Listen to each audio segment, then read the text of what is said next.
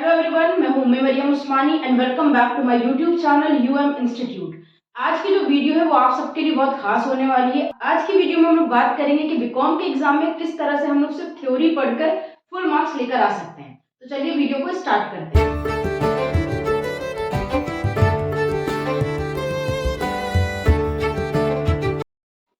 देखिए दोस्तों, last videos जो थी उनमें हम लोगों ने बात किया था कि एंड टाइम पर प्रिपरेशन बीकॉम की किस तरह से करें और किस तरह से बीकॉम में हम लोग पेपर लिखें। लेकिन होता क्या है, हम लोग जब प्रिपरेशन कर रहे होते हैं तो उसमें हम लोगों को कुछ क्वेश्चन प्रैक्टिकल मिलते हैं, कुछ क्वेश्चन थ्योरी मिलते हैं। ज्यादातर बच्चे ऐसे होते हैं बीकॉम में जो बीकॉम के साथ या तो किसी और पेपर की तैयारी कर रहे होते हैं, किसी प्रोफेशनल एग्जाम की तैयारी कर रहे होते हैं, या फिर बीकॉम के साथ में वो फुल टाइम जॉब कर रहे होते हैं या पार्ट टाइम जॉब कर रहे होते हैं। बहुत ज़्यादातर स्टूडेंट ऐसे होते हैं जो बीकॉम के एग्जाम में पूरा साल पढ़ते नहीं हैं, वो सिर्फ एग्जाम टाइम पर ही पढ़ते हैं और ये बिल्कुल फैक्ट है। तो इस सिचुएशन में किस तरह से हम लोग प्रिपरेशन करें कि अगर हम लोगों ने कोचिंग नहीं करी है या प्रैक्टिकल हम लोगों ने नहीं पढ़े हुए हैं तो कैसे हम सारे सब्जेक्ट में थ्योरी से ही फुल मार्क्स अचीव कर सकें। तो देखिए, फुल मार्क्स की तो यहाँ पर जब बच्चे ज़्यादातर फुल मार्क्स सोचते हैं, बट आप फुल मार्क्स नहीं लेकर आ सकते हैं क्योंकि बीकॉम यूनिवर्सिटी एग्जाम में जो मार्किंग होती है वो इस तरह से होती है कि आपको फुल मार्क्स किसी भी सब्जेक्ट में नहीं दिए जाते हैं। तो फुल मार्क्स तो आपके नहीं आ सकते, लेकिन हाँ, सिर्फ थ्योरी करके आप अच्छे मार्क्स लेकर आ सकते हो, आपकी फर्स्ट डिवीजन इजीली बन सकती है। तो किस तरह से थ्योरी को पढ़ो कि इजीली आप फर्स्ट डिवीजन लेकर आ सको। तो अगर आपने प्रैक्टिकल नहीं पढ़े, कहीं पर कोचिंग नहीं करी है, तो कोई बात नहीं, इस टाइम पर उन सब चीज़ों के बारे में सोचने की ज़रूरत नहीं है। तो अब अगर आपने प्रैक्टिकल नहीं पढ़ा हुआ है तो कोई बात नहीं, हम लोग बात करते हैं कि किस तरह से आप थ्योरी से ही काम चला सकते हो। तो देखिए, अगर आपने सिर्फ थ्योरी पढ़ा हुआ है या अभी आपने कुछ भी नहीं पढ़ा, तो हम लोग यहाँ पर 4 बातें जानेंगे। उन 4 स्टेप को आपको फॉलो करना है और उन 4 स्टेप को फॉलो करके आप सिर्फ थ्योरी पढ़ के बहुत अच्छे मार्क्स लेकर आ सकते हो। फर्स्ट स्टेप जो आपको फॉलो करना है वो आपको अपने चैप्टर का कंसेप्ट क्लियर करना है, यानी आपको बेसिक नॉलेज होनी चाहिए। ये ध्यान रखना है कि आपने जो भी चैप्टर पढ़ने आप जा रहे हो, सबसे पहले तो आपको ये देखना है कि कौन से चैप्टर ऐसे हैं जिनसे एग्जाम में क्वेश्चन ज्यादा पूछा जाता है। वो आप कैसे चेक करोगे? जो भी आप इजी नोट वगैरह परचेज कर रहे हो उसमें आप चेक कर सकते हो, ईयर मेंशन होता है कि किस ईयर में कौन सा क्वेश्चन आया है। ये आपने बताया था कि आप 2 डिफरेंट कंपनीज की अगर इजी नोट परचेज कर रहे हो तो वहां पर क्रॉस कर सकते हो, क्रॉस चेकिंग कर सकते हो कि दोनों में कौन से क्वेश्चन कॉमन है। तो आप पहले उन चैप्टर्स को पढ़ो जिनसे क्वेश्चन आते ही आते हैं। तो जब आप उन चैप्टर्स को पढ़ रहे हो तो उन सारे चैप्टर्स का आपको उन सारे चैप्टर्स की बेसिक नॉलेज होनी चाहिए, हर चैप्टर की। फॉर एग्जाम्पल, मान लिया आपका स्टैटिस्टिक का पेपर है, स्टैटिस्टिक के पेपर में आपका chapter measure of central tendency, तो आपको पता होना चाहिए मेजर ऑफ सेंट्रल टेंडेंसी होता क्या है। मेजर ऑफ सेंट्रल टेंडेंसी के अंदर हम लोगों को मीन मीडियन मोड पढ़ाया गया है। मीन मीडियन मोड क्या होता है, इसकी आपको बेसिक नॉलेज होनी चाहिए, मीनिंग उन सबकी पता होनी चाहिए। जब आप किसी भी चैप्टर की आपको बेसिक नॉलेज होगी तो उससे रिलेटेड कोई भी क्वेश्चन आएगा तो आप उसे इजीली थ्योरी में लिख सकते हो। सेकेंड, आपको अपनी प्रिपरेशन के लिए ध्यान रखना है, आपको प्रीवियस ईयर के क्वेश्चन पेपर जरूर सॉल्व करना है। प्रीवियस ईयर के क्वेश्चन पेपर्स आपको लेने हैं। प्रीवियस ईयर के क्वेश्चन पेपर कहाँ से लेंगे? बहुत सारी यूनिवर्सिटीज की वेबसाइट पर मिल जाती है, बुक मार्केट होती है, बुक सारी मिल रही होती है, अवेलेबल होती है, वहां पर अक्सर प्रीवियस ईयर के क्वेश्चन पेपर्स भी अवेलेबल होते हैं, वहां से आप ले सकते हो।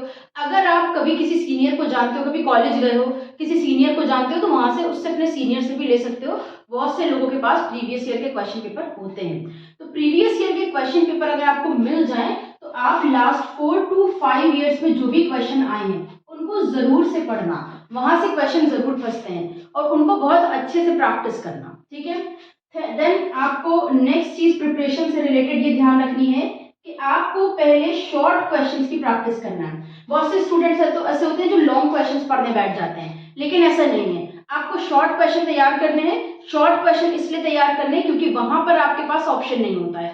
लॉन्ग में आपके पास ऑप्शन होते हैं, अगर आपको एक नहीं आ रहा है तो दूसरा वाला आप कर सकते हो, बट शॉर्ट में आपके पास ऑप्शन नहीं होते हैं। प्लस जब आप शॉर्ट पढ़ते हो ना और जब लॉन्ग पढ़ने पर जाते हो तो बहुत सारे शॉर्ट क्वेश्चन ही लॉन्ग में होते हैं ज्यादा डिटेल में, तो आपको लॉन्ग ज्यादा पढ़ने नहीं पड़ते हैं।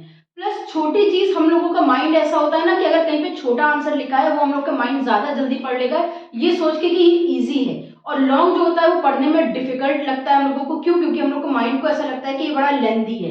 तो अपने माइंड के अकॉर्डिंग चले, एंड टाइम पर शॉर्ट क्वेश्चंस को सबसे पहले प्रिपेयर करें जो भी आपके बुक में दिए हों और जो लास्ट 4 to 5 ईयर्स में लगातार आ रहे हैं। देन फोर्थ पॉइंट आपको ध्यान रखना है टाइम मैनेजमेंट, ठीक है। अपने टाइम को आप कैसे मैनेज करेंगे, ये बहुत ज़्यादा इम्पोर्टेंट है। आपको ये चेक कर लेना है कि आपकी यूनिवर्सिटी में जो क्वेश्चन पेपर आता है वो किस तरह से आता है, कितने शॉर्ट क्वेश्चंस आते हैं, कितने लॉन्ग क्वेश्चंस आते हैं, और उनके अकॉर्डिंग पहले से ही आपको क्या करना है, टाइम अलॉट कर देना है। अपने टाइम को मैनेज करना है, टाइम को अलॉट कर देना है कि आप किस क्वेश्चन को पहले से सोच लो। एग्जाम वाले दिन वहाँ सोचने का टाइम नहीं होता, क्योंकि हम लोग भागम भाग जाते हैं और बस बैठ के पेपर लिखना स्टार्ट कर देते हैं। तो पहले से सोच लो कि किस क्वेश्चन को आपको कितना टाइम अलॉट कर देना है। आज ही बैठ के सोच लोगे तो वहां पर प्रैक्टिस कर लोगे एक बार, तो वहां पर बहुत इजी हो जाएगा आपके लिए टाइम को मैनेज करना। जब हम लोग अपने आप अपने माइंड में सोच के चलते हैं ना कि 5 मिनट में शॉर्ट एक करना है हमको, मेरे पास टाइम नहीं बचेगा, तो वहां पर 5 मिनट में शॉर्ट करना, और वो 5 मिनट का टाइम निकल जाए तो उसे छोड़ के दूसरे क्वेश्चन पे स्किप कर देना। ठीक है, जैसे एक शॉर्ट कर रहे हो और आपने सोचा कि 5 मिनट में एक शॉर्ट करना है, और आपको 5 से 6-7 मिनट हो रहे हैं और अभी वो शॉर्ट कंप्लीट नहीं हुआ है, तो जितना भी हुआ है, अगर वो 1 पेज के करीब भी पहुंचा है, पूरा 1 पेज फिल नहीं हुआ है, तो वहां पर उसको छोड़ देना है एंड नेक्स्ट पेज पे नेक्स्ट शॉर्ट का नंबर डाल के स्टार्ट कर देना है करना। जब बाद में पूरा पेपर होने के बाद टाइम बचे तो जो खाना पूरी करना है कर लेना, लेकिन पेपर छोड़कर मत आना, वरना पहले से हम लोग टाइम अलॉट करते नहीं है, पहले से पेपर के बारे में बैठकर सोचते नहीं, और एग्जाम टाइम पर बहुत से स्टूडेंट ऐसे होते हैं जो आकर ये बोलते हैं मैम हमने तो सोचा ही नहीं था, पता नहीं कैसे पेपर छूट गया, पेपर बहुत ईजी था, हमें आ रहा था, बट पता नहीं कैसे पेपर छूट गया। तो पेपर तब छूटता है जब आप लोग टाइम अलॉट नहीं करते हैं, तो पेपर किसी का भी छूटना नहीं चाहिए, फुल पेपर करके आना। देन 5th पॉइंट आपको ध्यान रखना है आपकी राइटिंग। ठीक है, आपकी writing and way of presentation, कि आप आंसर को किस तरह से प्रेजेंट कर रहे हैं एग्जामिनर के सामने अपनी कॉपी में। ठीक, राइटिंग ज्यादातर बच्चों की बहुत गंदी होती है, जिसकी वजह से उनके एवरेज मार्क्स आते हैं। बहुत से स्टूडेंट ऐसे होते हैं जो पढ़ने में बहुत अच्छे होते हैं, बट वो अपनी राइटिंग की वजह से second position and third position लेकर आते हैं। तो आपको अपनी राइटिंग का ध्यान रखना है। राइटिंग का ध्यान तब रख पाओगे जब आप लिख कर देखोगे। अगर कहीं आप ऑफिस में जॉब कर रहे हो और आपका लिखने का काम बहुत कम है, तो आपको कैसे पता चलेगा आपकी राइटिंग कैसी है? तो आज ही बैठो, जो पढ़ रहे हो उसे लिख कर भी देखो। उससे एक तो टाइम पता चल जाएगा कि कितना टाइम लग रहा है आपको लिखने में, दूसरी चीज आपको ये पता चल जाएगी आपकी राइटिंग कैसी है। तो टाइम को कम करने की और राइटिंग को इम्प्रूव करने की कोशिश करो। देन वे ऑफ प्रेजेंटेशन, आप पेपर में कॉपी में अपना आंसर कैसे प्रेजेंट करते हो, ये बहुत इंपॉर्टेंट है। अगर आप किसी कोई भी ऐसा सब्जेक्ट दे रहे हो जिससे रिलेटेड आप कोई डायग्राम बना सकते हो, तो वहां पर डायग्राम जरूर बनाकर आना, एग्जामिनर बहुत अच्छे मार्क्स देता है। देखो, न्यूमेरिकल अगर आपने नहीं पढ़ा उसकी तो अलग बात होती है। न्यूमेरिकल अगर आपने पढ़ लिया, मान लो एक क्वेश्चन है वो आया है 10 मार्क्स का, अब न्यूमेरिकल अगर आपने 10 मार्क्स का करा तो वो 1 पेज में आएगा या 1.5 पेज में आएगा, पूरे 10 में 10 मिल जाएंगे आपको।